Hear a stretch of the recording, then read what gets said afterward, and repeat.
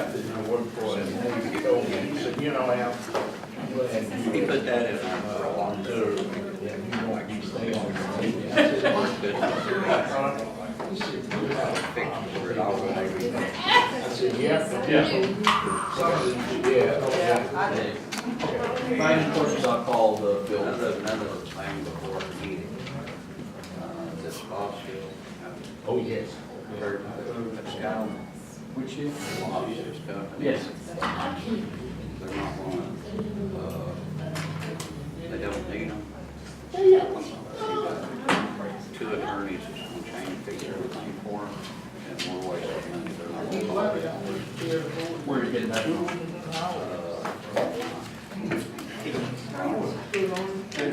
I'll call.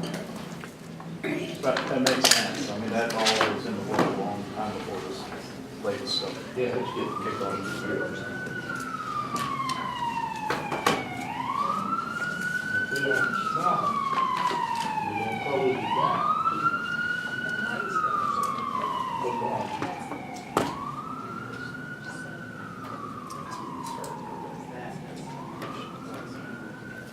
I know one thing about dealing with bad on these things, that's your loss. How you feeling, Jerry? Sooner or better.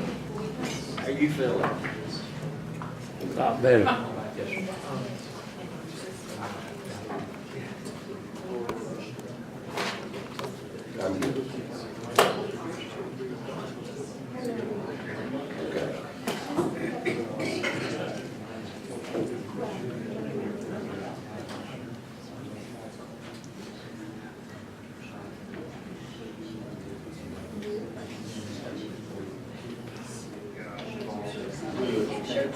Broke it down. Rather do it now.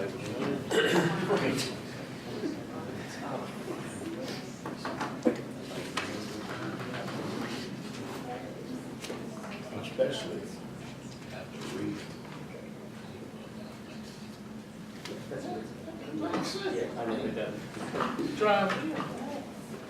Are we ready? All right, well, let's go ahead and call this meeting to order. Yeah, does somebody know where Joe is? Is he en route to the minute? I have not heard. I haven't either. Well, hopefully he'll be along in a few minutes. But let's go ahead and get started. And so thanks everyone for joining us. And this is kind of a new thing we're going to be trying out here, to have this meeting to kind of get organized for our regularly scheduled meetings. And we hope this might be some space for some good conversations about upcoming issues that we'll be dealing with at formal meetings. We obviously won't take any votes at these meetings, but thanks everyone for being with us, and I'll turn it over to Avril to get us started. Thanks. So the first thing we'll do is run through the agenda for tomorrow night, I'm not to on Tuesday. So, would you just run through real quick what the items are in old business? So we'll start with old business.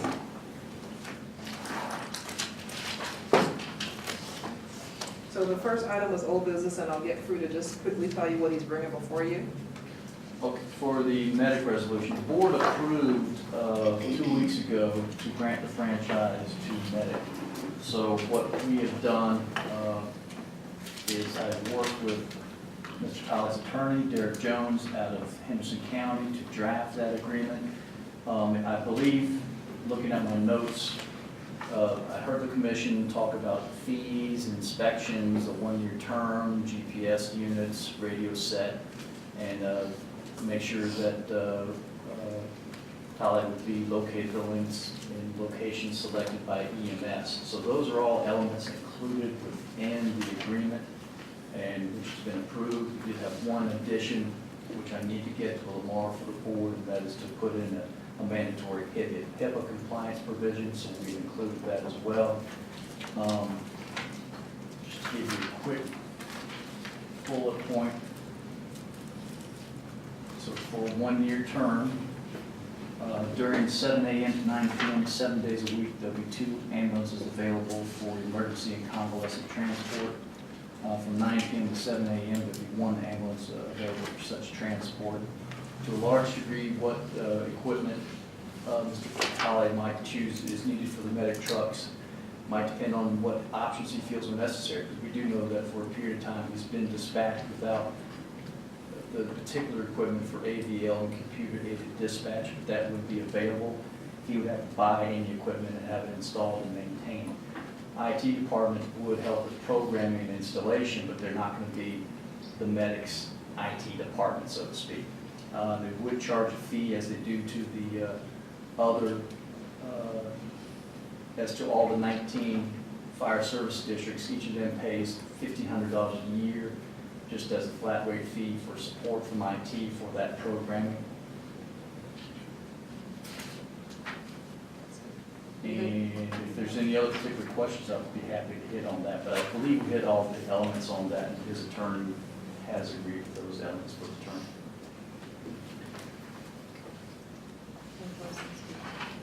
Any questions on that item? Okay, next item.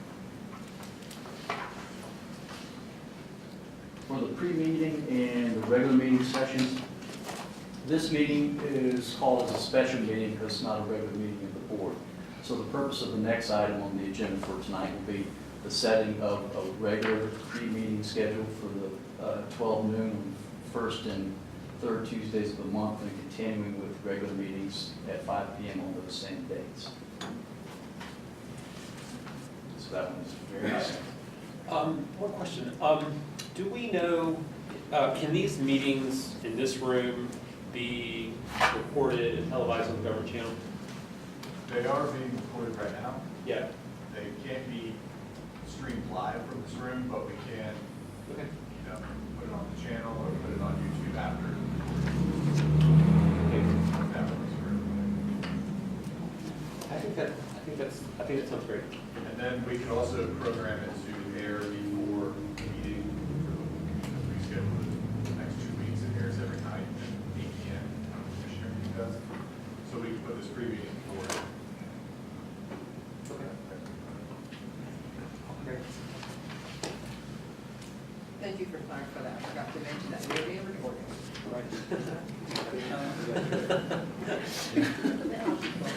John Bertrand.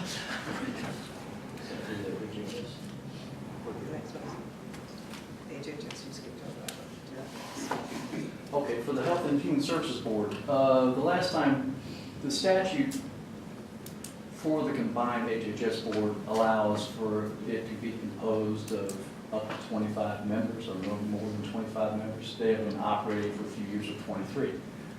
So this is just a mechanism just to pass and say, well, it can be up to 25. We recognize they currently have 23. There's no plans to extend that, but just want to make sure that that's officially in place. If there's any change, it would come from a recommendation from the HHS board to this board, which would have final say as to number and appointees. Our current ordinance is 12. Our court ordinance is less than 23, we're bringing it in compliance. Yes, it does bring it into compliance. The last time this board had a resolution, it appointed up to 19 members. So we need to amend what we're going to be actual. So right now, our policy says 19, but we had 23, so we want to increase it to 23, so we're covering legally we're doing what we're supposed to be doing. Right.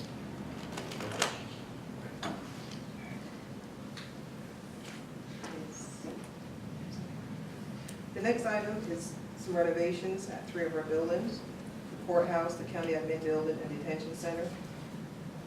They're all exterior renovations, so there's most of a Tuck point. tuck point on our buildings. That's the next item that you will see, and they will be presented by our general services folks tonight. The item for 50 Cox Avenue is to award a contract for a single prime contract to do some work at the 50 Cox. And that's a complete renovation of the interior of that space to make it available for housing of the elections, equipment, and some offices. Which one is that? It used to be the gym, 50 bucks. They got well stuff in there already. Yes. The next item, Commissioner Brown asked us to bring this forward, support of a real connection in Western North Carolina. Any comments you want to make on that, sir? Yes, this is a resolution that was brought to us by I'm sorry, I don't have the information right in front of me, but there's an organization that's been working on exploring the feasibility of restoring passenger rail service to Western North Carolina. You know, as some folks might recall, this was an effort that was getting, getting looked at pretty hard about 10 years ago, and then the recession came along, and this is something that would require fairly significant infrastructure upgrades. And in light of the state basically being broke, they were like, well, let's, we'll come back to this someday. Well, it's coming back. So there'll be someone with us this evening who's part of the effort, who's more knowledgeable about it, who will talk about the effort.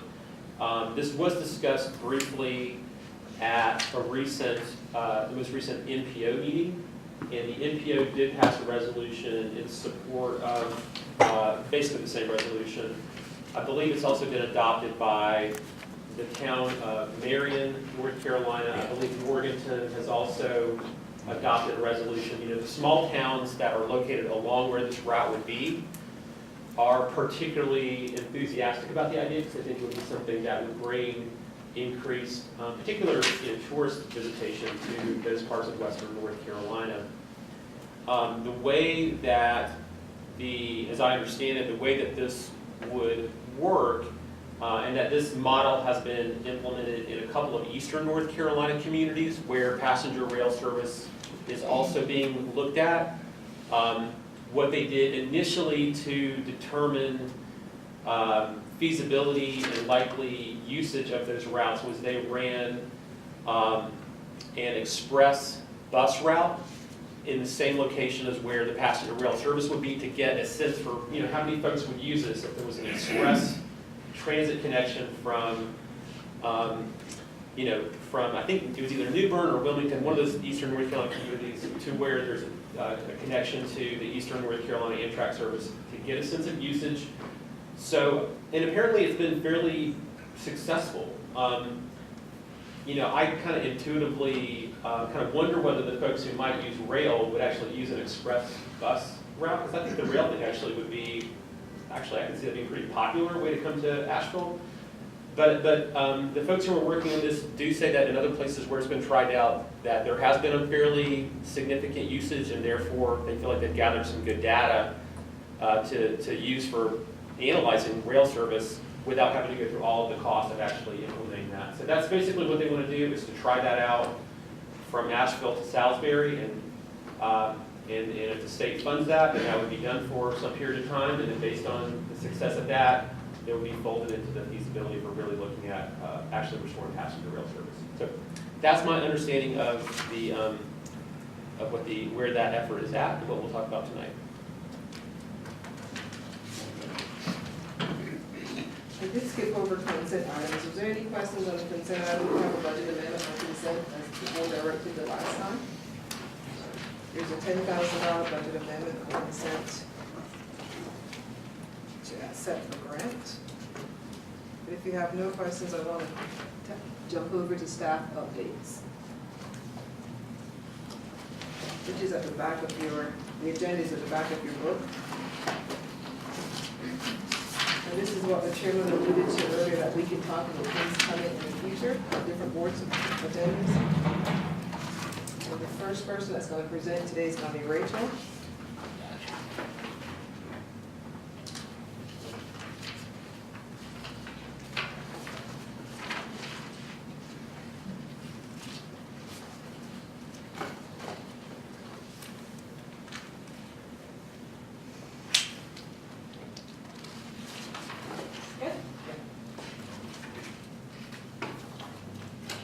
Direct you where you know this, but somewhere there's some information that looks like this about strategic partnership grants.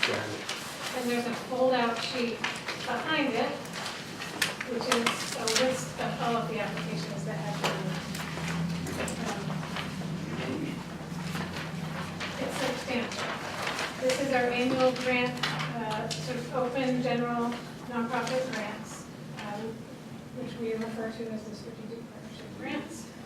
Applicants were asked to align their proposals with strategic priorities or items within the county sustainability plan. We received a total of 51 projects applied for, and a total of about $3.9 million in requests. The summary sheet shows for you the number of projects that were granted in FY19, so our current year, there were 24 projects funded at just shy of $1 million, $967,000. Looking at what has come in for FY20 requests, 19 of those total 51 were requesting a re-grant or a continuation. Some of those are expansion. There were 33 new applications, and you can see dollar amounts by each of these. A few came in late, and we have noted those on the list. What I want to point out is that there are 5 that are selected to transfer into departments, and those are on the second page of the full list, if you want to look at the names specifically. The Buncombe Regional Sports Commission is in collaboration with Economic Development, so working with Team Well to incorporate that funding request into the departmental budget request.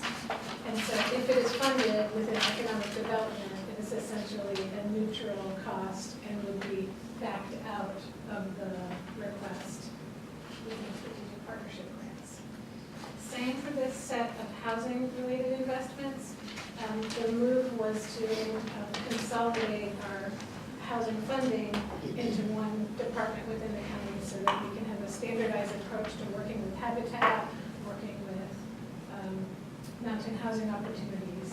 And so there's $180,000 worth of dollars that Habitat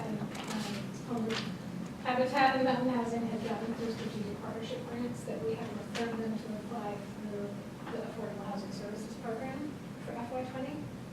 And there is an additional $151,000 that we used the strategic partnership grants to budget. We did $151,000 last year to transfer over as a way to increase the Affordable Housing Services Program. So if we transfer those out of the grant and budget them elsewhere for FY20, that's a total of $361,000 that would be transferred to departments. The effect is that that reduces what we would consider the flat funding level within the grant down to about $605,000. As a reminder, the total requested was $3.1 million. So that's leaving us a gap of about $2.5 million. And we're exactly your sheet in front of us. Staff needs some direction from the board in terms of process. We've talked about it over the years. We don't have a subcommittee for the staff recommendation process. This is the commission-driven grant process. In previous years, we've had those meetings where the applicants come use a sort of public comment style, 3 minutes per organization to present about their projects. That's not been scheduled for this cycle. And need some direction on whether we want to go there. From my perspective, the information that's provided in a 3-minute at the microphone does not add a lot of context to each application. One benefit to carving aside an afternoon to think about strategic partnership grant applications is that it's scheduled for all of us, and we can leave that day with your votes on which projects you want to have funded. If there's another way that we can get there without doing in-person presentations, we'll do that as well. On this, the way we've done it since I've been here, we go down this list and we pick, you know, who we would support, who we would support, cut, add, take away. That's where we've been, and, you know, we've done all 7 of us have done it. Worked with,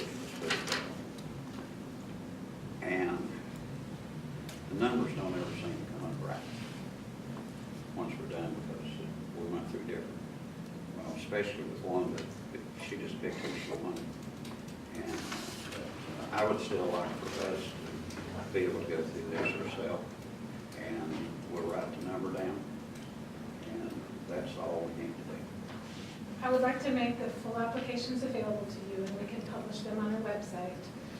so that you've got all of the information as well as a cover sheet for each one with any additional context. Well, most of these, I mean, the three new people, most of these, you know, I think I understand AV Tech and Appalachian Sustainability and on down the line. That I know already. And then we can provide a scoring sheet or something, a place for commissioners to indicate yes or no and full or partial, and then compile that information. Well, we actually wrote down what we would fund.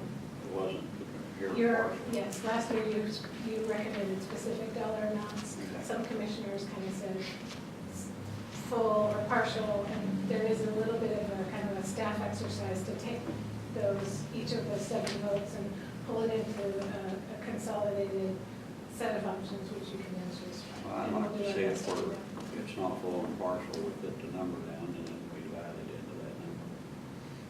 Average, Average have each commissioner say what dollar amount you would give each one, and it. then An average is not full and partial. that could work.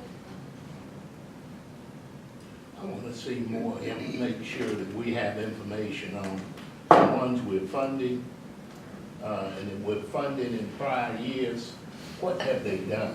What have they accomplished? That's just like when I look at the housing, repairing the homes and all. I want to make sure I see the numbers, how many people were really affected by it. Don't tell me how many were supposed to be affected. I want to know some actual figures, because I have some questions about some of these. I'm hearing one thing from the community and another from them. So I want to see some, make sure we have good numbers, so we can make intelligent decisions. You know, we're getting the biggest bang for our buck.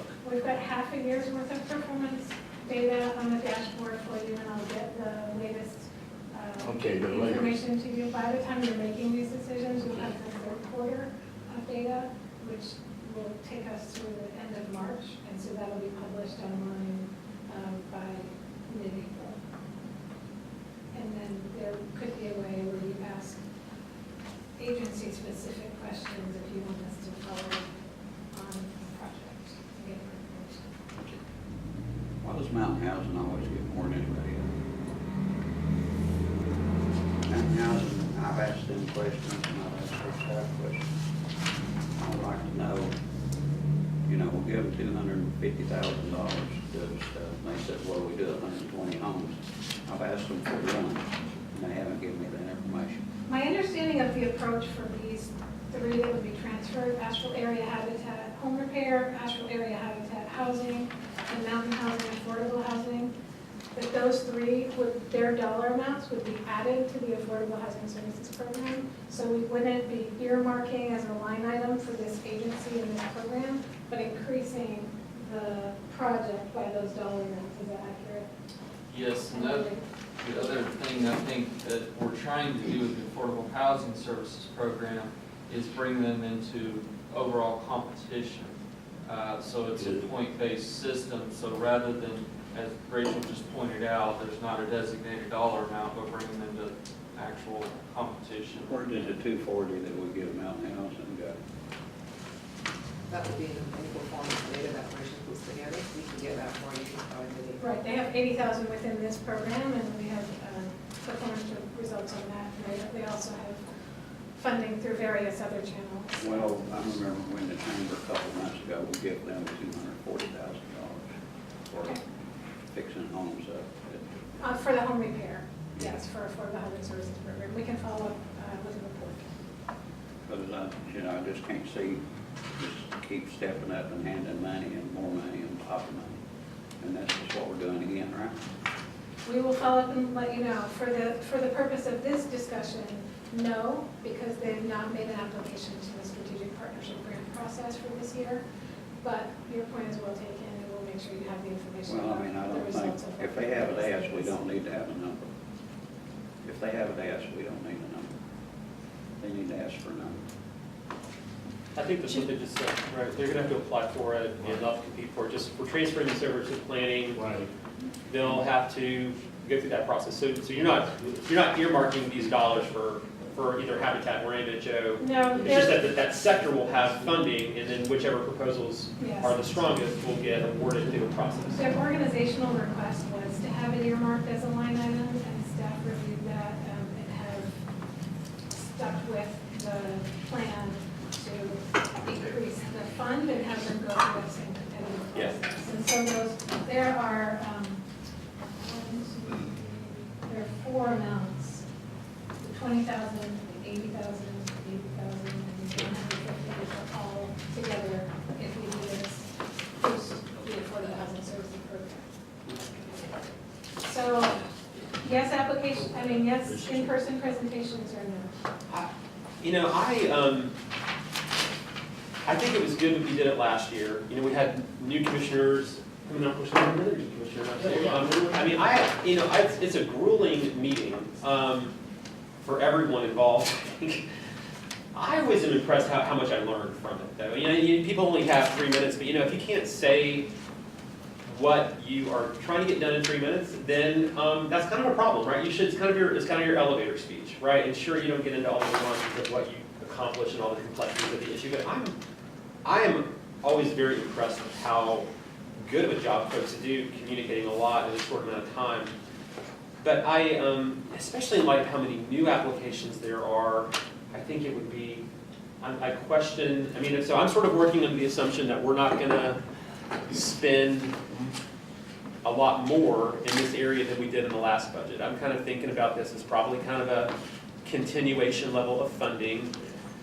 If that's where the other commissioners are thinking about it too, I mean, the reality is there's not gonna be probably a lot of new projects funded, right? And that's kind of my working assumption. So I personally am not sure it's a good use of time to interview on tons of new applications unless the commission is sending some signal that we're interested in investing a lot more in this area, in this budget cycle, than we did in, you know, the most recent one. So that's kind of my take. Not to say we wouldn't do interviews in the future, but for this budget cycle, it seems like a lot of time for maybe not the best focus of our budget attention. So I have a couple questions. I'm not sure I quite understand how the decisions have been made previously. Is there not a scoring mechanism? I can walk you through how it happened last year. Okay.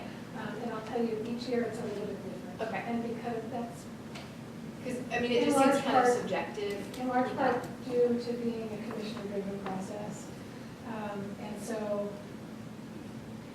staff will create a cover sheet for each application that highlights where it fits in terms of priorities, summarizes the full application, so this is the project and the steps, et cetera, and then calls out certain strengths of the project, as well as any areas where more information might be needed.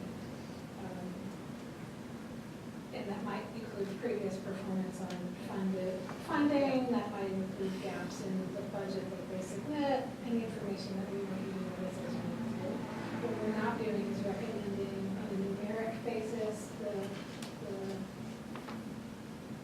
what should be funded or just providing essentially compiling Right. information. I was just asking if that was an option for us as commissioners. It's Y'all an are coming option. from a fundraising background here in terms of scoring grant applications. And then what commissioners will do is work independently to, whether it's assign a dollar amount, check yes or no, or whatever, and then staff will take that and then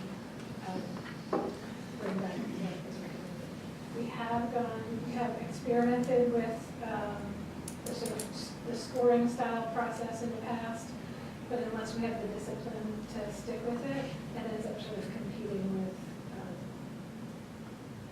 the more political aspects of the elected official during the planning process. You know, and part of it is, I would think it would be very challenging to just score these in a way. Like if you're thinking about housing, it's a little different. It's like, okay, we know kind of what the goal is here.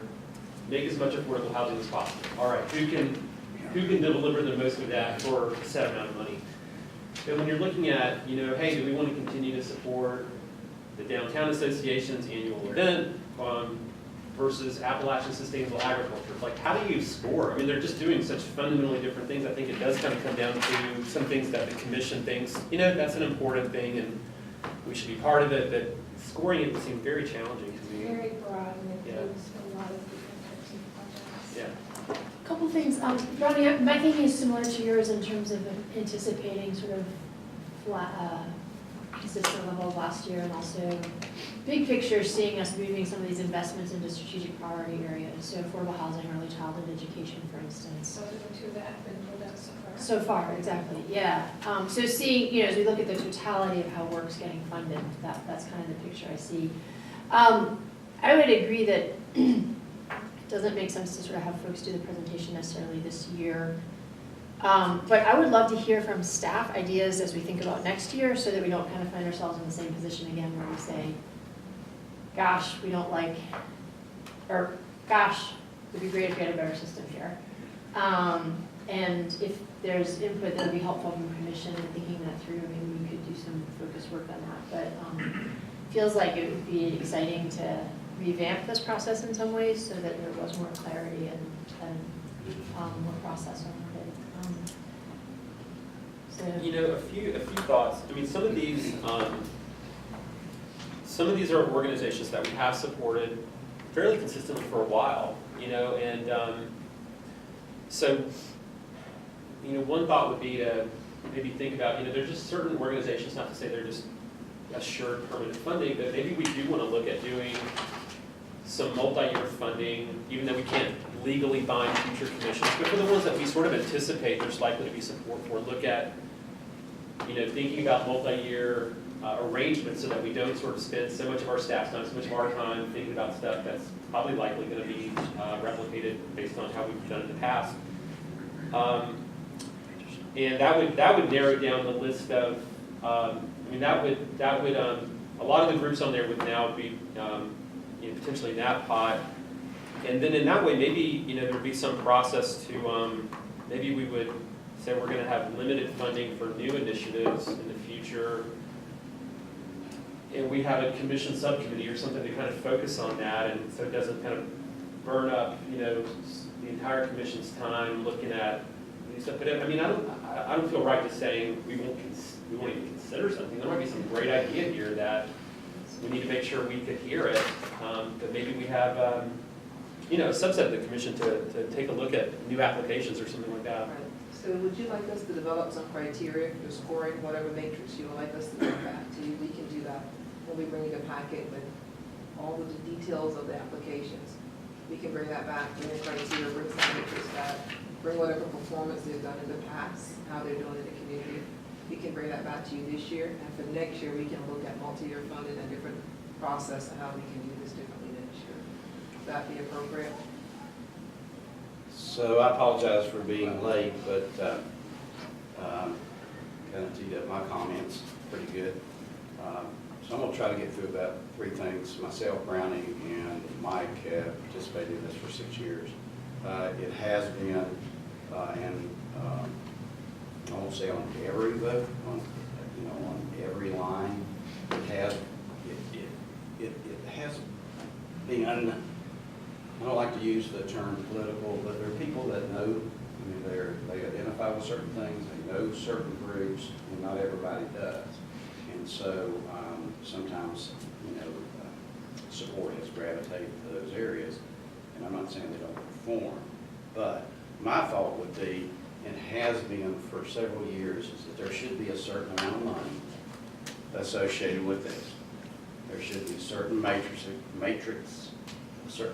there should be certain things, we should have performance reviews on these. Now, some of them will fall out into little small things that they don't have the staff, they don't have the time, they don't have the people, they're just asking for a small grant. And that, at some point in time, we've got to handle those differently. I don't think that if they're new, just because they're new, that they get booed out of the process. I think they should ask, because someone may come along that can do that particular thing much better than someone that's been doing it for 10 years. And just because we have been supporting someone for 10 years doesn't mean we support them in the 11th year, because they have to perform. And they should be able to do these things better than we can do them in-house, because that's why we're supporting them.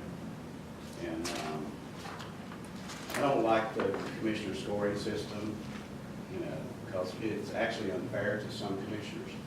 that are not familiar with, you know, certain people, so it should be more collective, it should be more based on a dollar amount. We should have matrix, we should have goals and matrices coming from the county manager and staff, which will be driven by community input, because we'll give the input, you know, to whoever's, you know, putting this together.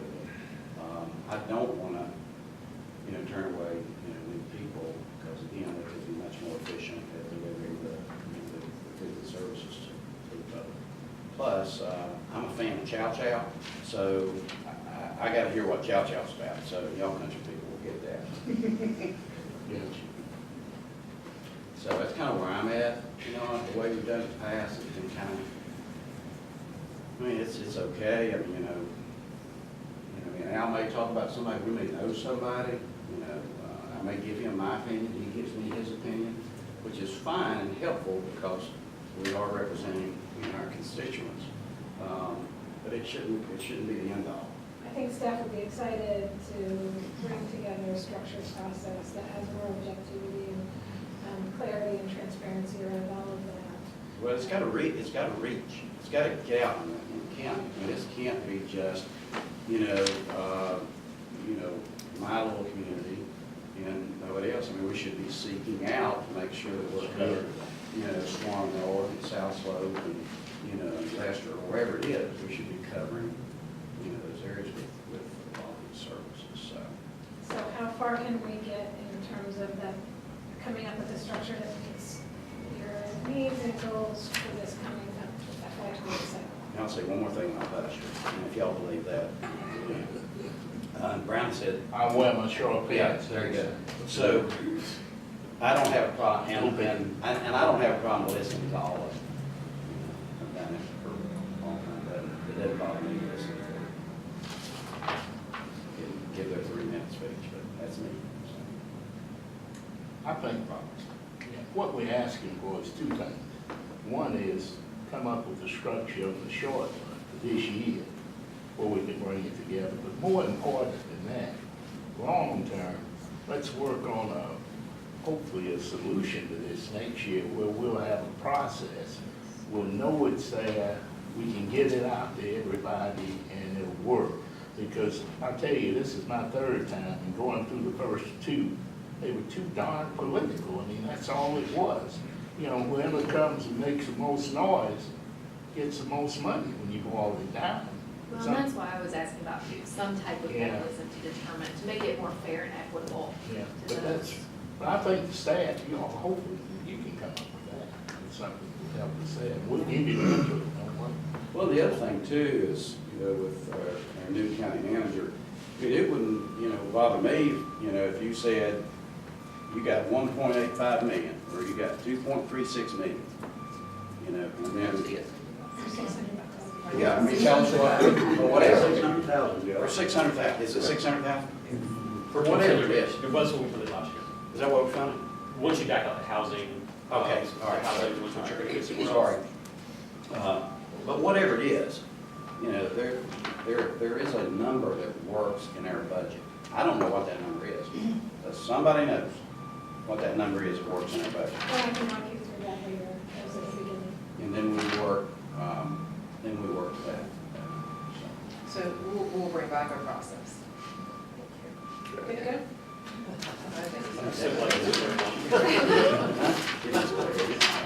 We just have, I feel like we have these conversations every year about how to make it better. Every year I think we make it a little better, but I wish there was some good. We've gone away and brought back resolutions to revamp it, but it never has quite taken. There hasn't been the will to redesign it, but we'll get together with April's guidance and what she's seen from other communities and put together something for your consideration. But here's what I hear, we're not gonna do interviews with every group this year. I mean, Joe spoke up for it, and I appreciate that, but I haven't heard anybody else speak up for that. Doing the 3-minute interviews with each. Okay, so it sounds like we're not gonna do that this year, right? Y'all are gonna give us all the information on all the applications. On a website, on a public website. So where we can check that out. Typically, we put it. So I guess just like, I mean, it sounds like there's general support for funding at similar levels to last year. So but if we're not gonna do the interviews, I guess I'd like this question is like, how are we gonna analyze all these new applications? Are people just gonna agree to kind of voluntarily, kind of go read that information, and then if there's something that really sparks interest, that it's gonna be sort of up to commissioners to kind of, kind of elevate those and say, hey, this is something we should really take a look at, or if there's something that the staff find, particularly compelling, that it's gonna be one of those two processes that sort of, kind of Correct. bring it to some additional discussion. As I'm sitting here listening, the one thing I want to work with Rachel and the staff would be to bring you back some recommendations as well. So we'll bring you back the matrix, how we support it, and give you some recommendations, then you can add, take away, subtract, throw it all out. But we want to at least give you a starting point to work from. And in that, I would find it helpful if we can at least flag proposals that are aligned with other strategic priorities. Just so we're Right. around criminal justice reform or a thriving diverse workforce, So just, you'll see anything that's aligned, not on there, but when yeah. you'll see what strategic priority aligns with, and if not a strategic priority, what within the sustainability plan, because Okay. like K-12 education, not one of the strategic priorities, but But- the overall priorities of the county, so we can categorize. But that's just, it puts them in a column. That doesn't necessarily mean that you won't support him or that somebody else who provides a great service doesn't fall directly into those priorities. Still gotta find out what chow chow is. Does anybody know what it is? I think it's a food festival that's been launched by a bunch of local restaurateurs. And Chow Chow features prominently. Systems. I think they're serving lots of variations on Chow Chow. On Chow Chow. I'm definitely going. I'll definitely be a customer. Whether we support it or not, we're definitely. Sponsor. So I don't know, I mean, over the years, we've tried to get, these, I keep saying companies, but that comes from where, but, these nonprofits, where the ones that did a really good job could perform the services less than we could perform them in-house, and we wouldn't do business with those. We would expend taxpayer dollars and move them into the budget. So we're not fooling with this. It becomes a smaller project, maybe even a much, much smaller amount. That has occurred, we've maintained contracts with many of our departments that aren't reflected as this kind of. What would be good to know, with the, the manager is, the ones that we have done that with, how are they doing? An objective review of those by our new manager and staff. How are they doing?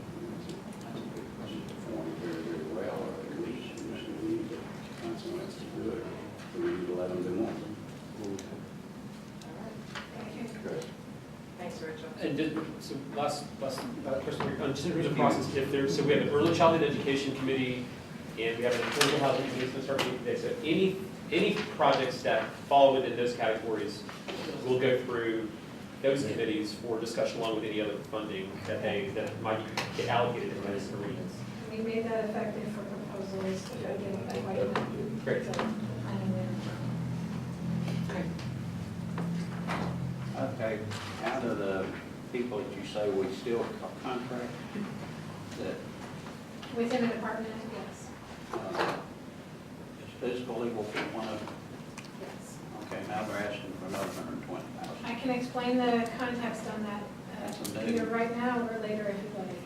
The Health and Human Now. Services contract was for this current year, $230,000-ish. They're scaling back how much Health and Human Services is going to purchase from fiscal legal services. So in order to hopefully retain that same level of funding, they've come in through the grant process with a request for the difference being 130. So that means Health and Human Services is continuing to purchase about $100,000 worth of legal services for their clients through that organization. And in order to organizationally make up the difference and keep the general civil legal aid available to the community at large, they're coming in with a request for county funds through this grant process. And that's the kind of per project information that we will put on the cover sheet for you so that you've got full context.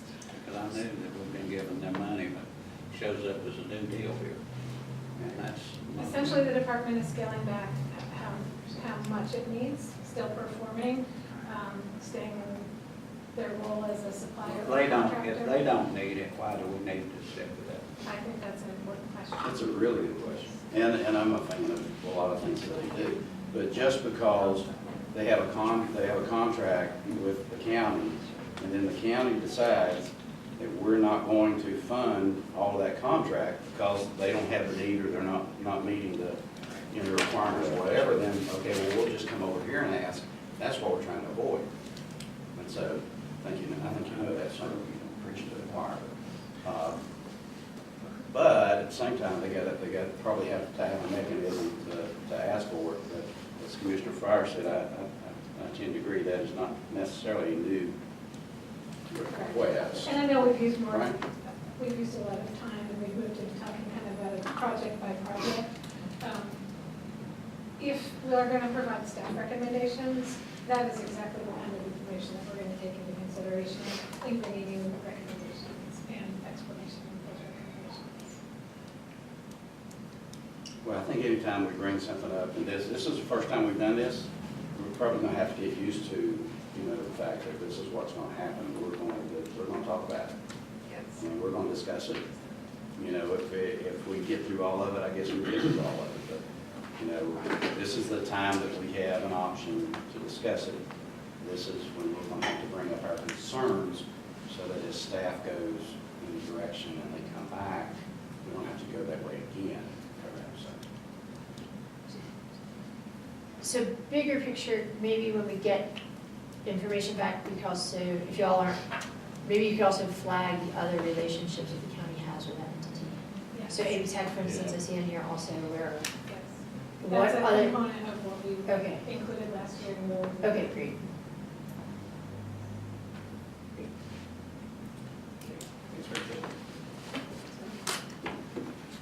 We'll do that one more time. Hey, I'm sorry, this is my last one to say about that. Can we just make sure when we do our budget, I do think that it is very important that we're really open about how the organizations get funded through departments too. So can we make sure that that's all really, and the budget's, whatever, but that we make sure that that's really clear, because, just to kind of say the obvious, what all these organizations want is to not go through this process. They want to work with staff and just get their money and rely on it in a budget. And I would want the exact same thing. And a lot do, right? And it's fun. But the groups that go through this process, we spend a lot of time kind of wrestling with this stuff. And, and until the day comes when we decide we're just going to fully delegate this to staff, which there's some arguments for. I'm personally not there yet because I think that there's some benefit to kind of wrestling with this stuff in a really open way. But I just want us to be really transparent about the projects and nonprofit groups that do get funded through departments, through contracts, because it's in a way it's really not so different. It's just that's part of how it works in the budget, and the other part is here. So, all right, I'll shut up now. Hey, Tim. Good afternoon. So in your packet, you should have the next document, a memo from me related to Linamar. And so we talked about Linamar a lot over the past year and a half. We're sort of approaching kind of the next phase, which is the renegotiation and formal approval of a consolidated agreement. And so to do that, we're asking that you call a public hearing for April 2nd. And during that public hearing, just like with any other economic development agreement, you would vote formally on the agreement that we present to you. In order to call a public hearing in April 2nd, we have to do a notice of public hearing, which requires 10 days advance notice. So basically, we're telling you today that we're going to do that if you're in agreement. So we would issue the notice in the next couple of days. That way we hit that 10-day window, and then we move forward with the April 2nd public hearing. So real quickly, we'll spend much time. Just in terms of background, I've presented to you on Linamar on a number of occasions. The story hasn't changed. We have an agreement in principle with the company on an actual agreement that Michael Frew and I worked on. The story here is we've got an agreement from 2011 and 2014. We bring those into a single consolidated and modified agreement. That agreement has no new incentives.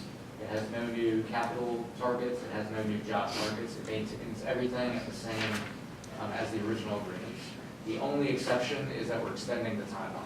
So we're giving Linamar a couple more years to hit their targets. The reason we're giving them more time is because due to economic impacts related to Caterpillar leaving, Linamar has missed some of their targets with us, and that was publicized last year when we deferred a $1.5 million payment to them, formally in a commissioner meeting. So we're giving them the opportunity to get caught back up. If you heard them on the radio, they've got a number of advertisements looking for new jobs. It seems that they are really moving forward. There has been a couple things that's improved. One is communication improved in the last several months, and which I appreciate. And you know, quite a bit of that. So I want to thank you for that. And thank the commissioners for, you know, for your support. It's important to lawyer. Absolutely. On April 2nd, we will have leadership from Linamar at the meeting, just like when we had a public hearing. So you'll get an opportunity in that meeting to quiz them if you'd like on kind of the business model moving forward. For any questions on the agreement, though, myself or my preferred would be the best one to contact. And just to throw a reminder, everybody, I think the other reason they did miss the targets were, we worked hard with them and with Progress Energy to try to get that new foundry built on the site. It just wouldn't fit, mainly because of the railroad configuration and the railroad right-of-way, so that's why that structure ended up in Henderson County. Cool. Any questions? Thank you. Thanks.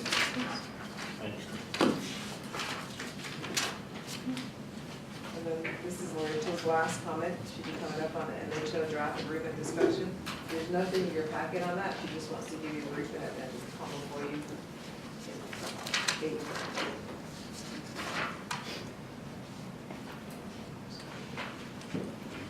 As I understand it, another function of this meeting is to help you have a heads up and time to consider items that are going to be on the next agenda. So this is a heads up about an item for April 2nd.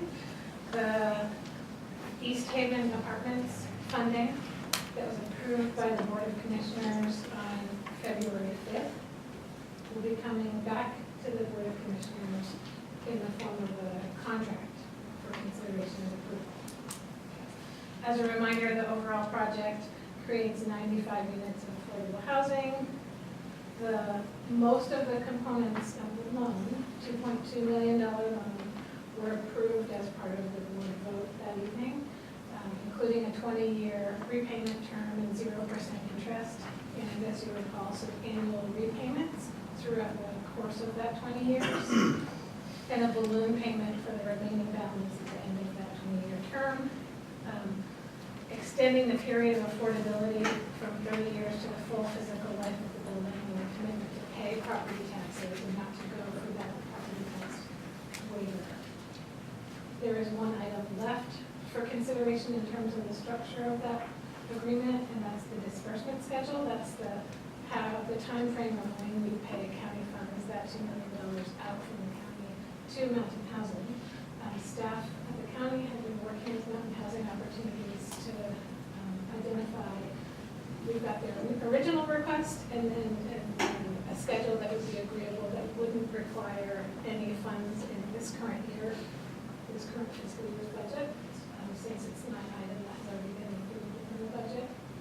That will be considered by the Affordable Housing Committee this afternoon as part of that meeting, and would likely, that disbursement schedule as part of the overall contract be coming to the Board of Commissioners in the form of a recommendation from the Affordable Housing Committee, which, as a reminder, is Commissioners Bednar, Belcher, and Sherman.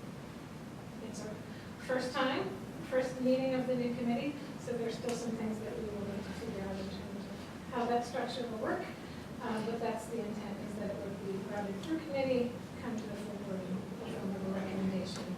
You would be able to see the contract, including the terms that you previously agreed to, and any new terms like the disbursement schedule. Do you anticipate that so the commission will act on this in 2 weeks from now? Correct. Do we anticipate we'd actually have like the loan agreement prepared by then? Yes, Okay. you'll see it today. All right.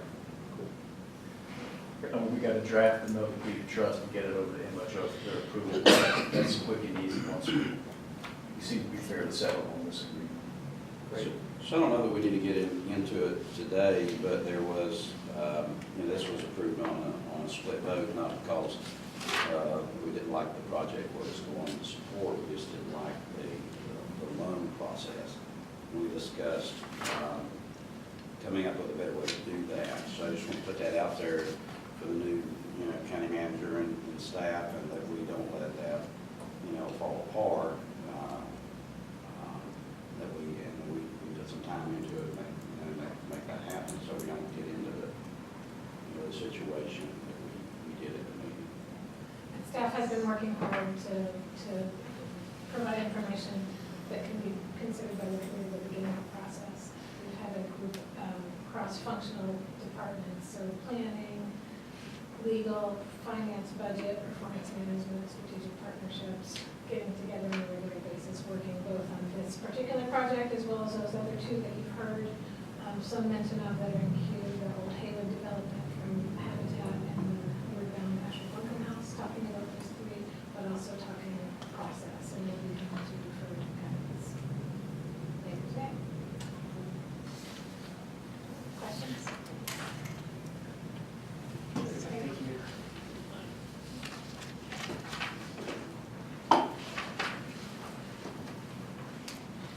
Hello, Mr. Chairman, members of the Commission. I'm here to talk about, this is also an item that's not in your packet, but something that will be coming before you, I think, in the next couple of weeks. But we've received a bunch of grants that they're funding some positions in the county. And these grant-funded positions are going to last for approximately 2 years.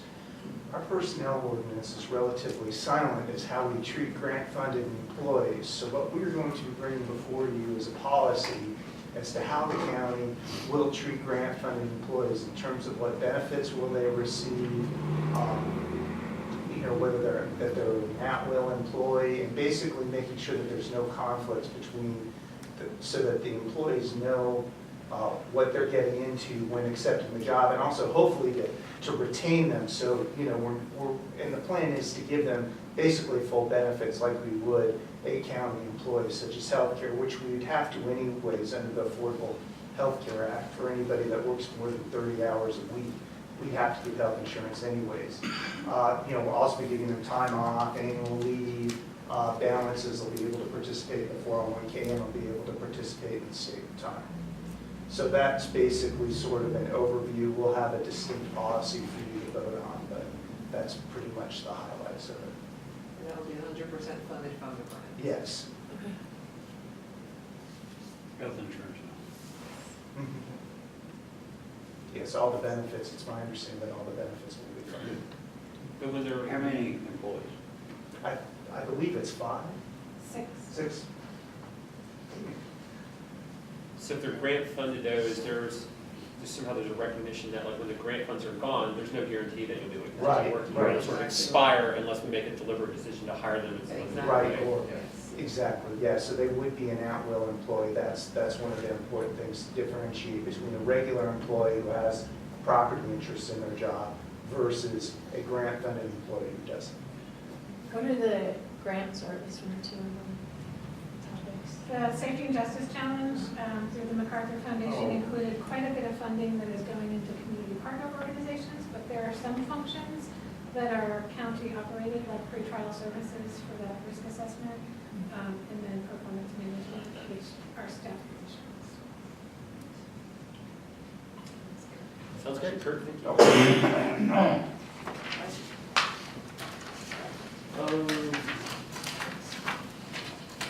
MSD and Duke Energy, also PSNC, have all reached out for easement agreements across county property. The PSNC agreement is not quite ready. MSD has, for years, had an existing line across the western boundary of the Ferry Road property. They also have a pump station down there next to the river. The line goes under the river, then up along that way, and gets on the far road. It turns out that, there's a map in the booklet back there. You'll see the green line there where they're aiming to shoot.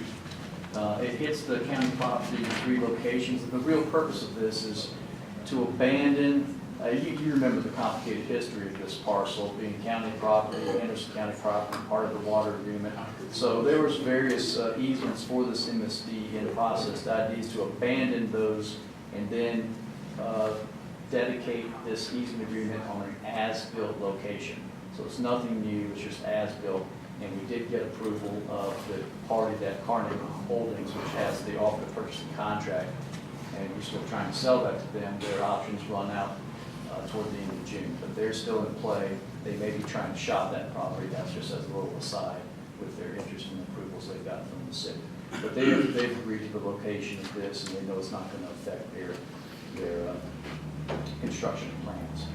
The Duke Energy Progress out in the Bent Creek area, they're working to put in underground utilities out there because of all the limbs and trees and falls they've had and power disruptions. So they've been working for some time. There's also an image you use the back of the booklet, which is just basically a GIS that shows from Danebrook Drive.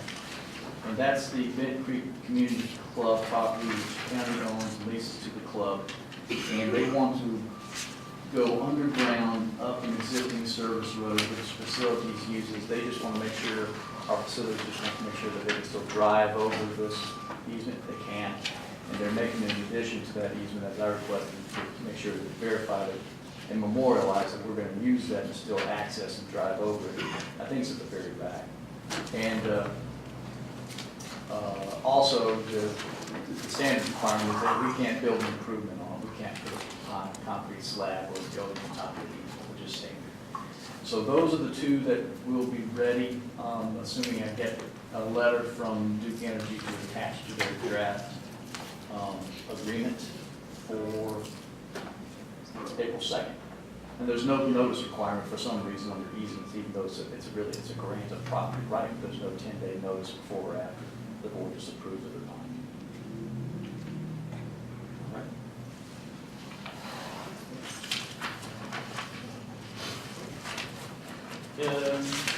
Is that it? We have one more. Nate?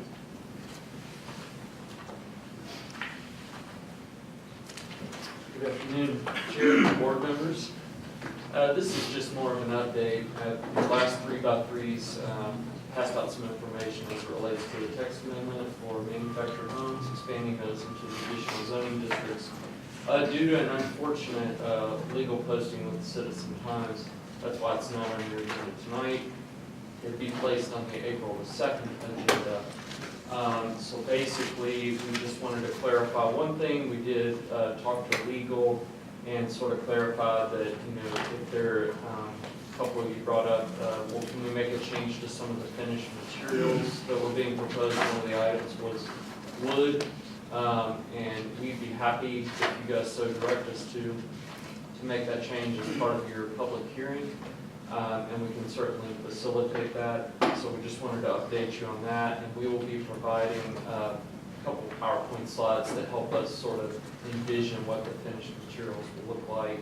But just basically wanted to give you that update, and we'll be holding that public hearing on April 2nd. So just a point of information, for the board, that concern came from myself, that, we want to make sure that when this was finished, that the housing would fit within the community and that it had a permanent foundation under it. It is not. And so we want to make sure that it had the correct finished material that was masonry. So that's why we requested that change. So hope y'all can hear me okay. My voice is shot. But anyhow, that's just making sure that the finished product is fantastic.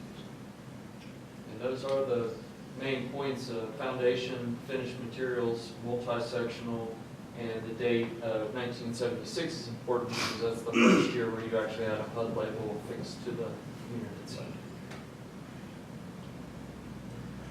All right, thank you. Okay.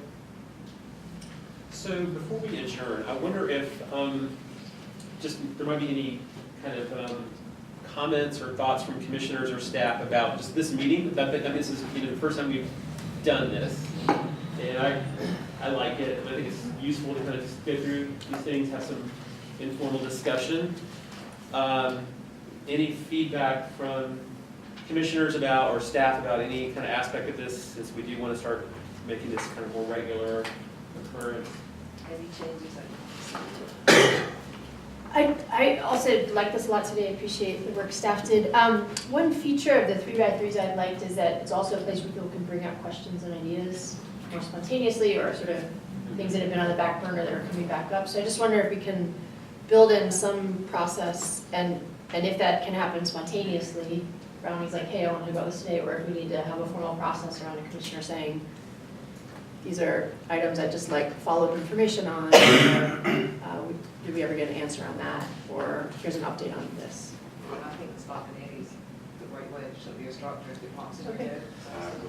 Yes, certainly. And so maybe at the beginning of the meeting, we'll have kind of a, maybe you could kind of, we could have a review of what's planned to be discussed. And then if there's additional things folks want to bring up, they could say, okay, here's some, if we have time, because there are other meetings that start after this one, so in some cases we may be time constrained, but if there's time, then folks can say, hey, can we add this, or this to the agenda as we go through? So would that be a good way to do that? Great. The other question I've kind of had as thinking about, in terms of thinking about these meetings, is, sometimes we do, we put items on the agenda that are not intended to be voted on right away, but kind of get an issue out there, kind of get some initial discussion about that. Obviously, we're not going to vote on any issues in these meetings, but this could also be a place where if, in addition to like all the staff information we just got, if commissioners have ideas they want to put forward for initial discussion, this could be a place to do that as well. Not to say, you could also do it at a regular meeting. I mean, there's, so I don't think we would want to limit them to this meeting, but this does provide an additional space for sort of commissioners to bring up issues that you want to The one thing that, discuss. when we brought Mountain Housing in, and they got to speak, and then we had to turn around and go back into a closed session with our attorney. That's not respectful to the people just sitting in the room. Anybody that wants to come and speak on something, they go toward the end of the line. They don't go to the top. I don't care who it is. And, that was one of the things you said it wasn't going to be voted on. There's been a couple of those. And, but now when somebody wants to just come in and speak to us about something, then it ends up on another agenda. That needs to go further down. That don't need to be at the top. We need our business first. They can bring their business last.